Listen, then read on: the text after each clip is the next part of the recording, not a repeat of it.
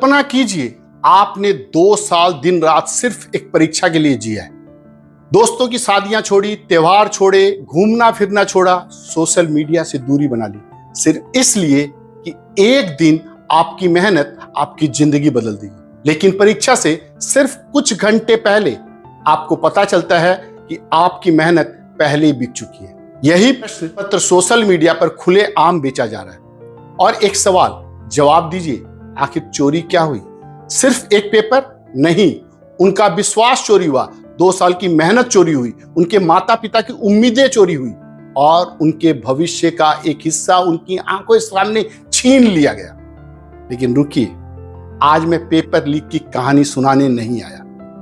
मैं उस सिस्टम की बात करने आया हूं जो हर बार पेपर लीक होने का इंतजार करता है। और यही हम सबसे बड़ी गलती कर बैठते हैं। हम हर बार एक ही सवाल पूछते हैं, पेपर किसने लीक किया? लेकिन शायद यही गलत सवाल है। सही सवाल है, सिस्टम को पहले पता क्यों नहीं चला? क्योंकि पेपर एक दिन में लीक नहीं होता, पेपर धीरे धीरे रिश्ता है। पहले एक छोटी लापरवाही, फिर एक कमजोर प्रक्रिया, फिर एक समझौता, फिर किसी का लालच और आखिर में पूरा देश कहता है पेपर लीक हो गया। नहीं, पेपर एक दिन लीक नहीं हुआ, उससे पहले सिस्टम कई दिनों तक धीरे धीरे ईमानदारी खोता रहा। याद रखिए, हर पेपर लीक होने से पहले सिस्टम ईमानदारी थोड़ी थोड़ी करके लीक होती है। यही असल समस्या है। और जब तक इस समस्या को समझेंगे नहीं, तब तक हर कार्रवाई सिर्फ एक कार्रवाई होगी, किसी स्थायी समाधान के लिए नहीं। जरा एक और तस्वीर सोचिए, अगर आपके घर की छत लीक कर रही है और आप नीचे एक बाल्टी रख देते हैं, तो क्या समस्या खत्म हो जाएगी? नहीं, अगली बारिश फिर वही होगा, क्योंकि आपने पानी नहीं रोका, बस उसे इकट्ठा करना सीख लिया। आज हमारी परीक्षा व्यवस्था भी कुछ ऐसा ही कर रही है। हम पेपर लीक रोकने से ज्यादा पेपर लीक होने के बाद कार्रवाई करने में लगे रहते हैं। कानून बनाना जरूरी है, कड़ी सजा मिलना भी जरूरी है, और हाल के वर्षों में इस दिशा में महत्वपूर्ण कदम भी उठाए गए हैं। लेकिन किसी भी कानून की सबसे बड़ी सफलता ज्यादा लोगों को सजा देना नहीं होती, उसकी सबसे बड़ी सफलता यह होती है कि सजा देने की नौबत ही ना आए। यही एक मजबूत व्यवस्था और एक मजबूर व्यवस्था के बीच का सबसे बड़ा फर्क है। जिसने अपराध किया उसे सजा मिलनी ही चाहिए, लेकिन सवाल यहां खत्म नहीं होता। जिसकी लापरवाही से यह अपराध संभव हुआ, क्या जवाबदेही उसकी नहीं होनी चाहिए? जिसकी सजगता इसे रोक सकती थी, क्या जिम्मेदारी उसकी भी तय नहीं होनी चाहिए?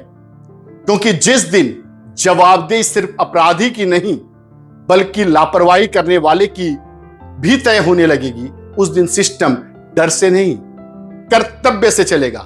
हम अपने बचपन से एक बात सुनी है, prevention is better than cure, लेकिन हमने इसे सिर्फ बीमारियों तक सीमित कर लिया। सच्चाई यह है कि यह सिद्धांत हर व्यवस्था पर उतना ही लागू होता है। बीमारी हो जाने के बाद इलाज करना अच्छी चिकित्सा है, लेकिन बीमारी आने ही नहीं देना श्रेष्ठ व्यवस्था है। और यही फर्क है रिएक्शन और रियल गवर्नेंस में। अब सवाल यह नहीं है कि अगले पेपर लीक के बाद कितनी गिरफ्तारियां होंगी, सवाल यह है क्या हम ऐसा सिस्टम बना सकते हैं जहां अगला पेपर लीक हो ही ना सके? अगर जवाब हां है, तो सिर्फ गुस्सा करने से कुछ नहीं बदलेगा। अगर मुझे आज परीक्षा व्यवस्था सुधारने की जिम्मेदारी दी जाए, तो मैं 5 फैसले उसी दिन लागू करूंगा। तो आइए अब बात करते हैं समाधान की। पहला फैसला, जवाबदेही का। जिस अधिकारी या संस्था की लापरवाही से पेपर लीक हुआ, जांच पूरी होने तक उसे सिर्फ ट्रांसफर नहीं, व्यक्तिगत जवाबदेही का सामना करना होगा। क्योंकि जहां जवाबदेही नहीं होती, वहां लापरवाही आदत बन जाती है। दूसरा फैसला, तकनीक का।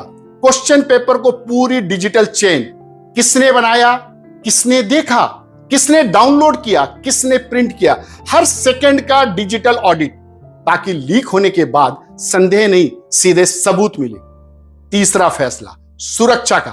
हर परीक्षा के लिए इंडिपेंडेंट सिक्योरिटी ऑडिट, उसी तरह जैसे बैंक साइबर ऑडिट करते हैं, क्योंकि जिस व्यवस्था का नियमित परीक्षण नहीं होता उसकी कमजोरियां एक दिन आपके सामने आ ही जाती है। चौथा फैसला, ईमानदार लोगों की सुरक्षा का।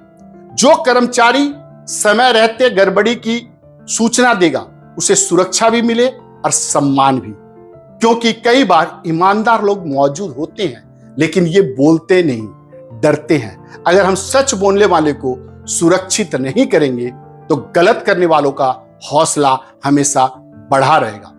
पांचवा फैसला, छात्र के भरोसे का। अगर कहीं भी पेपर लीक का जरा भी संदेह हो तो सिस्टम खुद परीक्षा रोक दे। हां, कुछ दिन देरी होगी, लेकिन करोड़ों युवाओं का विश्वास किसी भी तारीख से कहीं ज्यादा कीमती है।